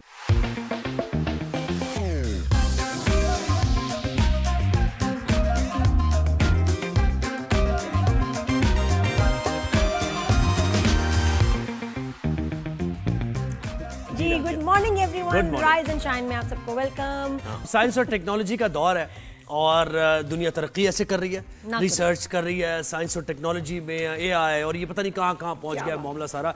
और जब तक रिसर्च आप नहीं करेंगे तो आप मॉडर्न मेथड्स कैसे सीख पाएंगे, दुनिया कहाँ जा रही है। तो हमारे यहाँ बड़ा यानी टैलेंट जो है तालिब इल्मों में, स्टूडेंट्स में, अपने तई यानी अपनी रिसोर्सेज का इस्तेमाल करते हुए ऐसे ऐसे वंडर्स करते हैं तालिब इल्म कि अगर उनको जरा देखा जाए यूनिवर्सिटीज या गवर्नमेंट की तरफ से भी उन पर तवज्जो दी जाए तो बड़ी बड़ी चीजें हम बना सकते हैं, क्रिएट कर सकते हैं। पाकिस्तान में एक लड़का है हमारा जी, केपीके का एक लड़का है जो कि उसने एक अपनी गाड़ी खुद बनाई ऐसी जो कि ड्राइवरलेस थी और वो चल रही, हैरान रह गया मैं ये देख के कि यार कैसे तुमने ये काम किया। तो ज्यादा प्रमोट करना चाहिए। वैसे मुझे लगता है कि आज के दौर में कुछ खास करना, कुछ बनना ज्यादा आसान है। हमारे टाइम पे लाइब्रेरीज होती थी, ढूंढ रहे हैं कुछ मिल जाए जी, आपके जो भी कनेक्टेड कोई बात हो, रेफरेंसेस ढूंढ रहे हैं और इंटरनेट नहीं था, बहुत मुश्किल था, लिमिटेड किताबें थी, उसी में से कुछ करना होता था। बाहर पढ़ने का इतना रुझान और इतनी सपोर्ट नहीं थी, ऐसी इतनी अच्छी यूनिवर्सिटीज नहीं थी, एक कॉलेज है उसमें एडमिशन ही नहीं होके देता था, मेरिट इतना हाई होता था। आजकल मैं कहती हूँ कि बच्चा कुछ भी करना चाहे वो कर सकता है, लेकिन बच्चे के अंदर एक लगन भी तो हो, शौक हो, वो मोबाइल फोन अगर सही काम के लिए इस्तेमाल करे और अपना लैपटॉप आप कुछ भी बन सकते हो। आई विश, मैं कहती हूँ मुझे इतनी ये मेरे पास टेक्नोलॉजी उस टाइम होती है, मैं तो नहीं इजाद कर सकते हैं बहुत सी चीजें। ऑनलाइन बहुत सारे पार्ट्स होते हैं, उस चीज के गैजेट्स होते हैं जो आप ऑर्डर करके मंगा सकते हो और बना सकते हो। तो ऐसे ही 2 तालिब एप्स हैं जिसमें आप लैंग्वेजेस सीख सकते हो, कोर्सेज कर सकते हो, हार्वर्ड के कोर्सेज मिल रहे हैं, तो क्यों ना बच्चे कुछ बने, कुछ करें। तो जनाब, साइंस तक रसाई ज़ाहिर सबका हक है, साइंस के फरोग के लिए काम कर रहे हैं हमारे नौजवान। बलूचिस्तान जैसे पसमानदा इलाके में एक मुनफरिद किस्म का काम हुआ है। बुनियादी सहूलियात की अदम मौजूदगी में 2 तलबा इबादुल्लाह कुरैशी और मिनाहिल एजाज ने चलती फिरती मोबाइल साइंस लैब बना दी है। अब हमें सिर्फ यहीं तक पता है कि साइंस लैब बना दी है। साइंस लैब में है क्या, होता क्या है, क्या एक्सपेरिमेंट्स होते हैं, ये हम जानेंगे। हमें ज्वाइन किया है इबादुल्लाह कुरैशी ने और मिनाहिल एजाज, दोनों हमारे साथ हैं। आप दोनों को वेलकम करते हैं। कैसे हैं आप दोनों? ठीक ठाक हैं? शुक्रिया, मैं खैरियत से। अच्छा, आप दोनों क्या एक स्कूल में हो? Are you related somehow? कि साहब आप दोनों का ये प्रोजेक्ट है या मतलब क्लास फेलोज हो? जरा बताओ। जी, हम क्लास फेलोज हैं, हम बीसीपी जूनियर में क्लासमेट्स हैं। अच्छा, माशाल्लाह, वेरी तो एक बात मुझे बताएं कि क्या साइंस लैब है भाई, क्या कौन से आप एक्सपेरिमेंट्स करते हैं वहाँ? ये एक मोबाइल साइंस लैब है। ये बलूचिस्तान के विलेजेस और ऐसे इलाकों में जाते हैं जहाँ पर साइंस फैसिलिटीज अवेलेबल नहीं है। इसमें हम बायोलॉजी, केमिस्ट्री, फिजिक्स, हर किस्म का साइंस एक्सपेरिमेंट करवा सकते हैं। अच्छा, तो यूनिवर्सिटीज में, ये कॉलेजेस में जाते हैं आप जहाँ पर ये राइट नाउ हम स्कूल्स में जाते हैं, मैट्रिक के स्टूडेंट्स को करवाते हैं। हम लोगों का आगे फर्दर प्रोग्राम है कि इसको एक्सपेंड करके हम कॉलेजेस की तरफ भी लेकर जाएं। अच्छा, कुछ ये आप बेटा बात करें, कोई मैड साइंस प्रोजेक्ट की तरह है ये? मिनाइल, आप बताएं। मिनाइल, आपको पता है वो मैड साइंस की वर्कशॉप्स होती हैं, उसमें एक्सपेरिमेंट्स? नहीं, इस तरह कोई प्रोजेक्ट नहीं है, बट इट्स समथिंग कि ईज ऑफ एक्सेस के लिए जाके जिन स्टूडेंट्स के पास फैसिलिटीज अवेलेबल नहीं है उनको वो प्रोवाइड करने के लिए। सही है। और इसकी आप ये फ्यूल ज़ाहिर है जब आप जाते हैं वहाँ पर फ्यूल भी लगता है, आपकी एफर्ट्स भी हैं, सब चीज़ है। तो कोई आपको सपोर्ट करता है इसमें? मतलब स्कूल्स वाले आपको हायर करते हैं, आपको करते हैं ना बहुत सारे? हाँ, एक्सपेंसेस तो होते होंगे ना ज़ाहिर है, वो एक्सपेंसेस कौन बेयर करता है? हमारे बच्चों के लिए करें या आप लोग खुद सारे बेयर करते हैं एक्सपेंसेस? एक्सपेंसेस हमारे सारे यूनिसेफ है। जी, ये बात आप बताएं। ये यूनिसेफ फंडेड है fully project, from building this car to अभी डेली एक्सपेंसेस, ऑपरेशन और रीस्टॉकिंग, ये सब यूनिसेफ की तरफ से हमें सपोर्ट मिलती है इसकी। और आप दोनों ही हैं इसमें या आपकी पूरी टीम काम कर रही है? जी मिनाहिल, आप दोनों हैं इसमें या आपकी पूरी एक टीम काम कर रही है इसको लेकर? और कितने विजिट्स करते हैं आप, यानी मंथली बेसिस पर कितने स्कूल्स तक एक्सेस है आपका? मंथली बेसिस पे हमारे स्कूल्स अबाउट 20 to 30 स्कूल्स जाते हैं, डिपेंडिंग ऑन द मंथ और कितनी क्लासेस उस स्कूल में हैं, कितने बच्चों को हमें केटर करना है। अच्छा, ये वो है जो आप दिखा रहे हो। जी, सही। और बेटा कौन से एक्सपेरिमेंट्स क्या होते हैं? ये जवाब दे दिया मैंने? नहीं, जी जवाब दे दिया। मिनाइल बेटा बताओ, कौन से एक्सपेरिमेंट स्कूल्स के बच्चों के लिए आप उनके सामने करते हो जो बड़े उनको इंटरेस्टिंग लगते हैं? देखिए, हम बायोलॉजी, केमिस्ट्री और फिजिक्स के एक्सपेरिमेंट उनको दिखाते हैं। पहले उनके साथ डेमोन्स्ट्रेशन होती है, उनको सिखाया जाता है। उसके बाद फिर एक स्टूडेंट आके अपना एक्सपेरिमेंट करता है। इसमें फूड टेस्ट होते हैं, केमिकल रिएक्शंस, फिर फिजिक्स के इलेक्ट्रिसिटी के जो हैं प्रैक्टिकल्स भी होते हैं। तो जो नेशनल और प्रोविंशियल करिकुलम है उसमें जितने प्रैक्टिकल्स हैं वो हमारी साइंस गाड़ी में मौजूद हैं। तो बलूचिस्तान ही फोकस है आपका? बड़े रिमोटेस्ट एरियाज हैं बलूचिस्तान में जहाँ मैं तो कहता हूँ थियरी पढ़ाने के लिए शायद टीचर्स नहीं होते होंगे। हमारे स्कूल्स में, बहुत सारे स्कूल्स में कहाँ लैब्स हैं? मैं जिस स्कूल में थी, इतना बड़ा स्कूल था, एक लैब थी बेटा वहाँ, जो सिर्फ जब कोई चीफ गेस्ट आता था उसके लिए खोली जाती थी, साल में एक दफा। हम लोगों को वहाँ एक्सेस ही नहीं था पूरे स्कूल को कि कभी हम उधर जाएं और किसी को माइक्रोस्कोप के नीचे किसी कीड़े को देख लें, कोई 2 केमिकल मैंने मिक्स किए हों। मैंने सारा जो है ना काम किताबों में पढ़ के देखा, एक्सपेरिमेंट किए, और इतना उसकी वजह से दुख हुआ। मतलब आप नहीं सीख पाए। ये लैब्स, जो लैब में आपने देख लिया ना होते हुए, सारी जिंदगी याद रहता है, या खुद कर लिया। जो एक्सपेरिमेंट हमने रट्टे मार के याद किए, याद ही नहीं। ये बहुत अच्छी बात है कि आप उन तक लैब लेके जा रहे हैं, बच्चे हमेशा याद रखेंगे ये एक्सपेरिमेंट। ये बात मुझे अब आपका ये भी ज़ाहिर है एक्सपीरियंस आपने किया होगा, वहाँ जब पहुंचे होंगे, मुख्तलिफ ऐसे स्कूल्स हैं, क्या तालीमी मयार है क्या बलूचिस्तान में? थोड़ा सा आप ही बता सकते हैं हमें, क्योंकि आप जाते हैं स्कूल्स में। बलूचिस्तान के जो कैपिटल है कोयटा, इसमें इस वक्त 150 प्लस स्कूल्स हैं और उसमें से सिर्फ टोटल 7 to 8 स्कूल के पास साइंस लैब्स हैं। तो अब कोयटा की हमारा जो कैपिटल है इसकी ये हालत है, तो बाकी से हम क्या एक्सपेक्ट कर सकते हैं। सो इसलिए उधर फ्लड एरियाज और रिसेंट फ्लड्स थे 2-3 साल पहले, तो वो रीडेवलपमेंट तो नहीं हुए, और अगर स्कूल्स रीडेवलप हुए भी हैं तो वो 1 क्लासरूम 2 क्लासरूम उससे कुछ नहीं होगा। तो ये तो बड़ी हैरानकुन बात है कि साइंस के मैदान में जब आप मुझे बताएं कि यहाँ इतना टैलेंट हो, और टैलेंट तो बहुत होगा। मिनाल आप बताएं, आपकी यानी वहाँ आप शॉक कर देते होंगे बच्चे आपको, कुछ ऐसे भी टैलेंटेड होते हैं जिनको ज़रा सा मौका मिले तो फिर वो काफ़ी कुछ कर सकते हैं, लेकिन वहाँ वेस्ट हो जाते हैं सारे। ये भी आपने देखी स्टोरीज ऐसी? देखिए, इन माय ओपिनियन हर बच्चे के अंदर एक खूबी है, और जिन बच्चों में स्टेम का इंटरेस्ट है, साइंस उनको कम्स इजी टू देम, उनमें हमने काफ़ी ऐसे बच्चे देखे हैं जो बहुत जल्दी इन एक्सपेरिमेंट्स को सीख लेते हैं और वो हमसे सवाल पूछते हैं, और हम भी हैरान होते हैं कि ऐसे बच्चे जिनके पास ईज ऑफ एक्सेस नहीं है, उनको सिर्फ टेक्स्ट बुक्स मिलती है और उनके पास टीचर्स भी ठीक नहीं है, वो ऐसे सवाल कैसे पूछ लेते हैं। तो इससे हमें पता चल रहा है कि बच्चों को जब एक्सेस मिलेगी, जब उनको एक प्लेटफॉर्म मिलेगा, आगे आकर बात करेंगे, हमें बताएंगे और इंटरेस्ट पैदा होता है ना, फिर साइंस का लव ऑफ लर्निंग। मिनाइल मुझे बताओ, लेकिन एक स्कूल में ये तो बार बार चीज करने की जरूरत है ना, एक स्कूल में इतनी सारी क्लासें होती हैं, आप उसमें कितना ऑफन जाते हैं, हर क्लास को कितना एक्सपोजर ये वाला और एक्सपेरिमेंट्स करने का और देखने का मौका मिलता है इन अ मंथ? देखिए, इन अ मंथ पर स्कूल 2 to 3 विजिट्स होते हैं। इन विजिट्स के दौरान क्लासेस को एक साथ गैदर किया जाता है, जहाँ पे उनको सिखाया जाता है। अब उनकी क्लासरूम्स में तो हम वैन नहीं ले जा सकते, तो बेसिकली जो स्कूल का सहन होता है वहाँ पे उनको बिठा के सब कुछ सिखाया जाता है। एंड देखिए, हमारे पास फिलहाल सिर्फ एक साइंस लैब है, उसमें सिर्फ 2 टीचर्स हैं, तो वो टीचर्स जाके उनके टीचर्स को भी पढ़ाते हैं और फिर इन बच्चों को भी पढ़ाते हैं। तो अगर हम एक एवरेज क्लास टाइम को देखा जाए, दैट इज 40 मिनट्स तो वैन्स की अब तादाद ये और दूसरा ही कि लैब ऑन व्हील्स बढ़ा रहे हैं आप? ये यूनिसेफ का प्रोजेक्ट है, उन्होंने कहा। तो आपसे यूनिसेफ कनेक्ट कैसे हुए? आप खुद स्टूडेंट्स हो, आपने उनको अप्रोच किया, तो आपका प्रोजेक्ट उन्होंने फंडिंग उसमें की, उसको सारे एक्सपेंसेस वगैरह बेयर करना, या उन्होंने आपको अप्रोच किया? लास्ट ईयर समर में हमारी यूनिसेफ के साथ एक इंटर्नशिप हुई, जिसमें दे सेड के उन्हें एजुकेशन सेक्टर में कोई इसी के अराउंड काम करना है। सो दे हैड मोबाइल लाइब्रेरीज जो उन्होंने फ्लडेड एरियाज और फ्लड के दौरान बनाई थी, फ्लडेड एरियाज में जाने के लिए। सो हम लोगों को उससे आइडिया आया कि ये बनाए, कि हम लोग साइंस लैब बना सकते हैं।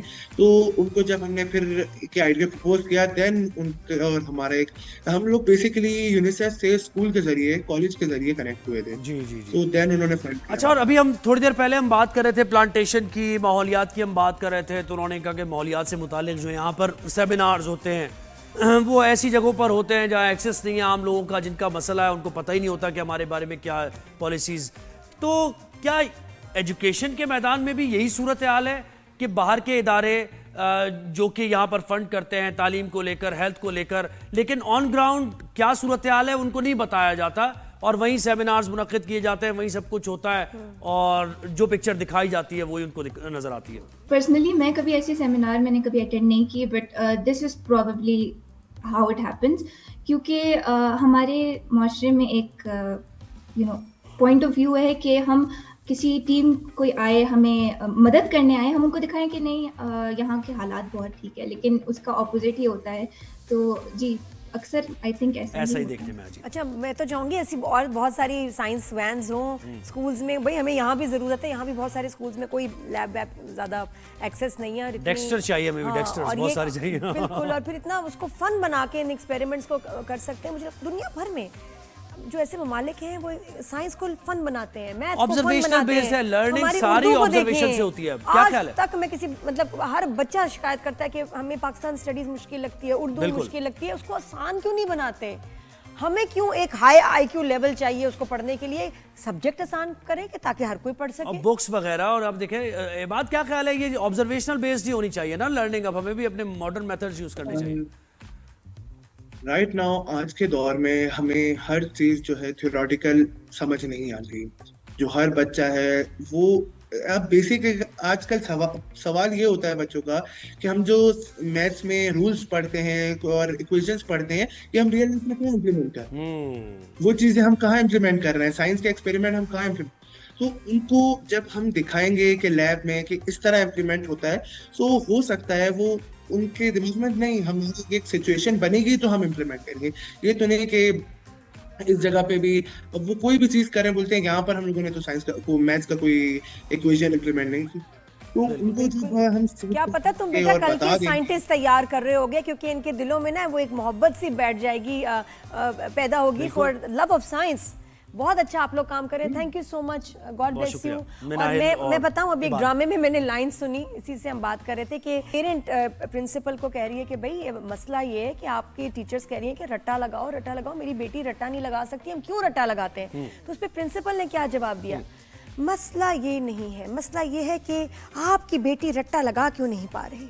अच्छा ये मसला क्या? आप अपनी बेटी मतलब बेटी रट्टा क्यों लगा रही है, यानी अपना सिस्टम चेंज नहीं करना। बच्ची में कोई मसला है, उससे रट्टा लग क्यों नहीं रहा?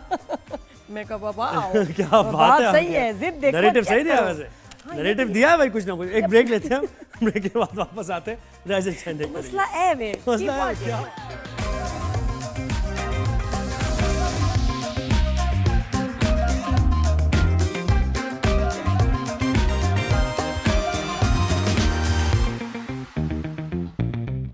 Welcome back after the break. Good morning everyone. और अब थोड़ी सी मेरे ख्याल सैर हो जाए बगैर वीजे बगैर टिकट की, बरतानिया चलते हैं। बरतानिया की क्या बात है वहाँ जी, अभी मौसम अच्छा है। आला तालीम हासिल करने बरतानिया गए, ये जुमले याद है ना बचपन में जब स्टडी कर रहे थे, कायद आज़म के बारे में भी हम पढ़ते थे, आला तालीम हासिल करने बरतानिया गए और उसके बाद फिर तो बरतानिया ये है भाई, सब फैसिनेटिंग जगह। कहते हो लाइफ में एक दफा तो जरूर जाएं, इट्स एन एक्सपीरियंस। बहुत प्यारा आर्किटेक्चर, बिल्डिंग्स, वेदर, खैर वेदर थोड़ा सा चेंज हो गया है, और फिश एंड चिप्स तो क्या ही बात है जी। तो हमें ज्वाइन किया है नूर मलिक साहिबा ने, जो कि बरतानिया में हैं और ब्यूटिशियन भी हैं, फिर सहाफत भी शुरू किया और जर्नलिस्ट भी हैं। मैं कहती हूँ कितनी हमारी लड़कियां एम्पावर्ड और कितना काम कर रही हैं, और कितनी मल्टीपल रिस्पॉन्सिबिलिटीज जो हैं वो उसको क्या कहते हैं उनको निभा रही है बहुत अच्छी तरह। वहाँ हालांकि हाउस हेल्प भी नहीं है और जॉइंट फैमिली सिस्टम भी नहीं है, तो सारे घर के काम करने, बच्चों को देखना, जॉब करना और तालीम भी उसके साथ साथ अपनी एजुकेशन भी कंप्लीट की, और कभी कभी मियां को भी टाइम दे देती हैं। जी जी ये भी देख ले वैसे, इस सब में यही रह जाता है, इस सब में ये कभी कभी उनसे भी मुलाकात हो जाती है। नूर अस्सलाम वालेकुम, कैसी हैं आप? ठीक ठाक हैं जी? वालेकुम सलाम, मैं अल्हम्दुलिल्लाह बिल्कुल ठीक ठाक। भाई कहाँ से आगाज करें, एज ए ब्यूटिशियन आपसे बात करें या फिर एज ए जर्नलिस्ट बात करें? मेरा तो ये है कि मैं शायद मेरा दिल चाह एज ए जर्नलिस्ट, लेकिन आप बताएं। ऐसे सहेली बात करते हैं, छोड़ो सारी बातें नूर, ये ऐसी बनावटी बातें। हेलो, कैसी है तुम नूर? नूर ये कैमल राइड तो बड़ी मजे की है, ये कब, ये कराची में आके हुआ था या ये दुबई वगैरह की? नहीं, मैं मोरक्को गई थी। अच्छा, मोरक्को गई थी। कैसा Morocco? It's amazing, like literally Pakistani लगता है, ऐसा लगता है कि हम पाकिस्तान आ गए। नहीं, बेहतर है पाकिस्तान से। नहीं, मेरा पाकिस्तान, हम पाकिस्तान बहुत बेहतर है मोरक्को से। आप हम परदेसी से पूछिए, हमें अपना पाकिस्तान कितना याद आता है। मतलब वहाँ भी आपको जो है पाकिस्तान याद आ रहा था कि कितनी प्यारी बात है। कब गई भाई तुम? ये यूके क्यों चली गई? क्या हुआ? मेरा यूके जाने का कोई प्लान ही नहीं था, बस हस्बैंड के साथ शादी की, पसंद की शादी की। हस्बैंड साहब आए यहाँ पे स्टडी पे, वो भी मुझे भी ले गए, फिर मेरा दिल नहीं लगा उनके बगैर, तो मैं भी माशाल्लाह। और कितने साल हो गए? लेकिन जब मैं यूके आई तो मेरा दिल नहीं लगा, और आज तक दिल नहीं लगा। तो आपने हस्बैंड को पसंद किया था, उन्होंने किया?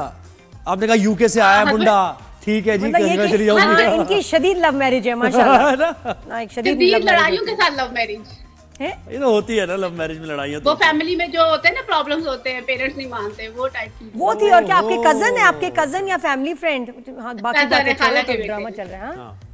खाला के बेटे, खाला के, ओह क्या मसला था? ये तो बड़ी लड़ाई होगी भाई। ये तो खाला के बेटे, खाला के बेटे वाला सीन बड़ा। क्या मम्मी की अपनी बहन से नहीं बनती थी? आपके अब्बा को वो नहीं पसंद थी अपनी? अब्बा को नहीं पसंद थे, वो खाला टाइप सारे ना लोग, मम्मी के जो ख्याल थे ना, अब्बू को बिल्कुल नहीं। और आप लोग सारे वो कजन्स हो गए, वो खाला में ज्यादा एक दूसरे के साथ आना जाना, और ये वो ऐसे ही है ना हर घर में यही। नूर कैसे बनाया? मैं फर्स्ट ईयर में थी, मेरे कजन ने मुझे एक देखा, और वो उसके पीछे ना एक दो इसके अफेयर चल रहे थे, इसने उनको छोड़ के बस मुझे देख लिया, और बस मैं तो घर में इतनी प्यारी हसीना बैठी है, नूर तो यहाँ है, मैं बाहर क्या कर रहा हूँ?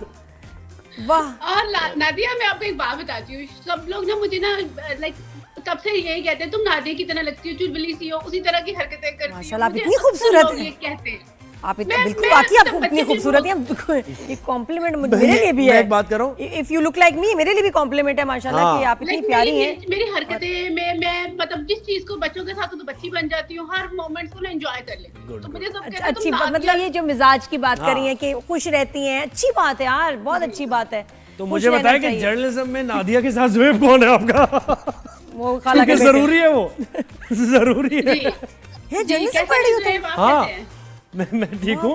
मैं कह रहा हूँ जर्नलिज्म पढ़ रही हैं या कर रही हैं जर्नलिज्म कुछ? मैं कर रही हूँ, सिंस लास्ट ईयर से कर रही हूँ, और बड़े बड़े सहाफियों के साथ AR वाले हैं, जियो वाले हैं, सब लोग मेरे साथ हैं, नियो वाले हैं, 365 वाले, और मैं जो एंजॉय कर रही हूँ सोशल मीडिया का, ये जो कल चाहत के साथ इंटरव्यू था, परसों भी, कल भी डिनर चाहत के साथ ही किया हम लोगों ने। क्या बात है। जर्नलिज्म के साथ तुम फिर राहत का इंटरव्यू क्यों कर रही हो? राहत का इसलिए, राहत नहीं, चाहत आए हैं। चाहत फतेली, वो तो और हैरत है, समझी। आहत रजा मीर का तुम कह रही हो, चाहत का इंटरव्यू कर रही हो? जब हम अवार्ड लास्ट ईयर हुए थे, हम अवार्ड हुए थे, सबके इंटरव्यू किए मैंने। All the way from London. वो तुम उनको रिसर्च कर रही हो? चाहत फतेली पे रिसर्च कर रही हो? क्या मिला? सब लोगों को मिल रही हूँ, जान रही हूँ, बहुत अच्छे लोग हैं हमारे पाकिस्तानी एक्टर्स। जब आते हैं हम लोग मिलते हैं, लास्ट 2 वीक पहले। अच्छा सुनिए, मेरे आप कह रही हैं, एक सेकंड नादिया, एक सेकंड, मुझे एक बात सवाल करें। आप कह रही हैं नादिया की तरह हैं आप, चुलबुली हैं और सब। नादिया तो देखें वाकई चुलबुली भी है, सब कुछ वो नादिया, कॉमेडी भी करा लें आप, सीरियस भी कर सकते। मुझे चाहत फतेली की तरह सलाम करके और वो जैसे इंट्रोडक्शन अपना देते हैं वो करके दिखा दें, मैं जान जाऊंगा आपको। मैं कहूँगा ठीक है। ये तो बड़ा मुश्किल टास्क है, लेकिन फिर भी ऑल द वे लंदन कुछ ऐसे थोड़ा और बहुत प्यारा है, वेरी नाइस। अस्सलाम वालेकुम। नहीं, ये भी तो है ना। अस्सलाम वालेकुम। अस्सलाम वालेकुम। और लिटरली यकीन करो, दिल्ली पे गए लोग, उनके पैरों में गिर रहे, इतने लाइक प्यार करते हैं उनको लोग। हाँ, अच्छा। नहीं क्यों? अच्छा, मैं कहाँ से कि आपको इतने जो सॉन्ग्स ये जो आते हैं कहाँ से आते हैं? कहते हैं मैं रात 2 बजे से 6 बजे तक लिखता हूँ ये गाने। हाँ, ये रात में आमद हो सकती है। हाँ, ये आमद रात में। ये यूनिक से गाने कहाँ से आपके पास आते हैं? क्या बोला? खास कैफियत होती है। क्या कानून है, क्या मसला है? वो कहते हैं भाई मैं रात 2 बजे बैठता हूँ और 2 बजे से 6 बजे तक याद करता रहता हूँ, सुनता रहता हूँ। ABCDFG है। और 15 मिनट में अपना गाना तैयार कर देते हैं, 15 मिनट में। और उनका नया गाना आ रहा है, I am a disco singer, not a dancer, disco singer. अच्छा, तो मुझे बताएं कि आप कह रही हैं कि बड़े बड़े जर्नलिस्ट से आपने इंटरव्यूज वगैरह भी कर रही हैं आप, तो कर लूं सवाल? मुझे नहीं, अब नहीं करूंगा मैं। मुझे आप चले होम टूर कराएं जरा, थोड़ी सी, मेरे ख्याल है चेंज करते हैं थोड़ा। चेंज करें, हाँ जरा हवा चेंज करते हैं थोड़ा सा। आप हमें अपना घर दिखाएं प्यारा सा, यूके में जो नए घर बने डिफरेंट है। ये मेरा छोटा सा लाउंज है, ये देखें, बहुत प्यारा है, अभी मैं फ्रेंडली है ये, अगर देखिए। और मेरा फेवरेट जो स्पॉट है ना, ये मेरी बालकनी है, बहुत खूबसूरत। अच्छा, अपार्टमेंट, सो नाइस। यहाँ से मुझे ये देखिए आज लंदन का व्यू। क्या बात है, आसमान कितना क्लियर साफ, ये जर्मनी सा लग रहा है कुछ मुझे लंदन। और देखिए क्लाउड्स। बहुत अच्छी। अच्छा, तो मुझे बताइए एवनफील्ड जाना होता है आपका? एवनफील्ड क्या, मैं जब से ये सहाफत में आई हूँ मैं दुनिया का हर कोना घूम चुकी हूँ। अच्छा, तो ये वो क्यों गई थी आप एवनफील्ड क्यों गई थी? एवनफील्ड भी हम ऐसे ही किसी शायद ये जो था ना कोई कॉन्सर्ट वगैरह था एवनफील्ड। हाँ, एवनफील्ड के पास नवाज शरीफ से मैं अभी मिली नहीं। यही तो मैं कह रहा था। अच्छा, वो जिस दिन जाते हैं ना सब सहाफी, उस दिन मैं नहीं जा सकी, अभी तक उनको नहीं मिल सकी, लेकिन मोस्टली मैं बहुत सारे लोगों को मिल चुकी हूँ। एवनफील्ड में नहीं गई, मुझे पूरा दिन ना खड़े रहना, नवाज शरीफ साहब आए कब उनका दीदार करें, वो जरा मुश्किल होता है। वो मैं नहीं कर सकती। आप बताएं, पाकिस्तान में फैमिली है, मिस कर रही हैं आप अपनी फैमिली को, या फैमिली से राब्ते में तो है ना वैसे? अब सही हो गया सब? तो सही हो गया। अम्मी है, 2 भाई हैं, बहन कोई नहीं है, कोई लड़ाई नहीं, कोई बाल खींचने वाली कोई स्टोरी नहीं है। अच्छा, तो अल्हम्दुलिल्लाह ठीक हो गया ना, बस अब सारे मामला थी, अच्छी बात है। 17 इयर्स की एज थी मेरी, 17-18, और मेरी शादी हो गई थी यूके में, समझ ही नहीं आ रही थी, बड़ी मैं यहाँ पे हुई। अच्छा चलेगा, नाइस। जबरदस्त है, इस तरह हंसती मुस्कुराती रहे आप। ईद वीद पे आना होता है, आया कीजिए, एक वो रहना चाहिए ताल्लुक, बच्चे भी आए। 6 साल से पाकिस्तान नहीं आई, लेकिन अब मेरा बड़ा दिल चाह रहा है मैं पाकिस्तान आऊँ, खूब एंजॉय करूँ, और लोग भी मुझे जानते हैं। और जब से मैं ये फील्ड में आ गई हूँ ना, मीडिया फील्ड में, तो मुझे तो बहुत एंजॉय कर रही हूँ। बस राइज एंड शाइन की क्लोजिंग कर दें आप, क्योंकि आपको मुझे बोलने का भी शौक है ना, आप जर्नलिस्ट भी हैं। बहुत राइज एंड प्यारी शाइन की क्लोजिंग कर दें। तुम्हारी बिल्कुल पर्सनालिटी, एटीट्यूड बिल्कुल सही है शोबिज एंकरिंग के लिए। God bless you. चलें बस क्लोजिंग करें हमारे शो की, राइज एंड शाइन में इजाजत लें नाजरीन से। जी, हम राइज एंड शाइन से इजाजत लेते हैं। आज हमारे साथ नादिया थी, और नादिया जो मेरी फेवरेट जिनसे मेरा हमेशा चाम था एक मैं मिलूं, और आज मैं नादिया से मिली और साथ में उनको आप होस्ट, सॉरी आपका नाम मुझे याद कोई जरूरत नहीं है, कोई जरूरत नहीं। हम आपसे इजाजत लेते हैं, और इंशाल्लाह दोबारा जरूर हम मिलेंगे, और पाकिस्तान जब आऊंगी तो मैं नादिया से भी जरूर मिलूंगी। और थैंक यू, आपने मुझे अपने प्रोग्राम में लिया, और सब पाकिस्तानियों को मेरा ढेर सारा सलाम और प्यार। पाकिस्तान मेरी जान है, मैं दुनिया में किसी कोने में चली जाऊँ, I miss all the time Pakistan, Pakistani खाने, एवरीथिंग। माशाल्लाह, thank you so much, God bless you. यार कितनी प्यारी है नूर, आई लव यू आल्सो यार, तुम बहुत ही प्यारी हो। एलर्जी, पॉजिटिविटी, डिम्पल, इतना प्यारा और खुश रहने वाली लड़की है। हालात जो भी होना, ये वो बंदी है जो हमेशा स्ट्रांग खड़ी रहेगी, खुश रहेगी, और दूसरे को भी हिम्मत देगी। अच्छा जी, राइज एंड शाइन का वक्त खत्म हो गया है, आपसे मुलाकात होगी इंशाल्लाह कल। और बस फिर ऐसे ही आपके साथ मिलके बैठ के बातें करेंगे, आपको कुछ बातें सुनाएंगे, कुछ आपकी बातें सुनेंगे व्हाट्सएप के जरिए, और देखते हैं अगले कुछ घंटों में क्या डेवलपमेंट्स होती हैं। और अल्लाह करे सुबह की जो खबरें बहुत अच्छी, बहुत अच्छी गुड न्यूज हो। नादिया और ज़ुहैब को इजाजत दीजिए, अल्लाह हाफिज।